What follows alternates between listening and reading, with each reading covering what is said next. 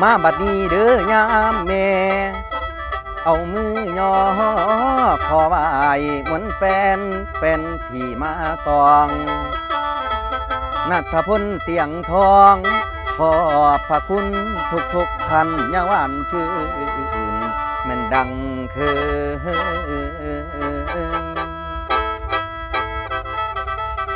แฟนกะยิ้มน้อเปยฟังผมทางเสียง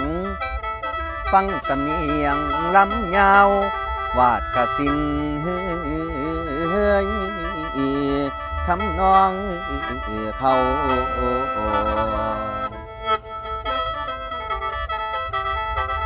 จากสำเนาประพันธ์แต้มนกเขานาเสียงดวงเด่นฝากใช้ละมาเป็นบรรณาการเด้อสิ่งตอนยามนอนเล่นได้รับฟัง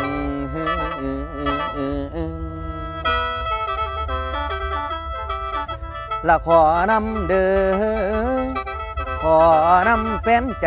ห่างให้เที่ยวลังกะแสกีบ่อนได้ผิดกะย่อมือขันล่วงเกินเป็นแฟนทัน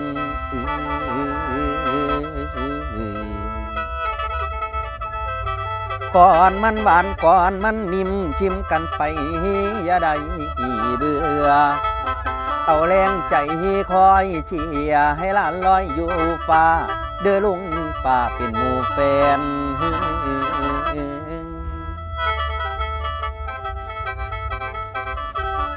ละนุ่มสักคนสิยิ้มแป้นน้องพี่สิมีสูโลกสนุกมีเสียงลำปีละบำบรรเลงฟ้อนใจนางมองจงฟังอายเบาพี่ใจสิลำกอมให้นางหักเป็นหอมคือกะยอมต้นเขา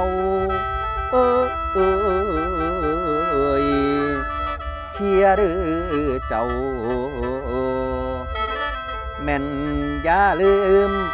ยืมแนมเนยโอ้ยแฟนผู้ฟังหมอลำ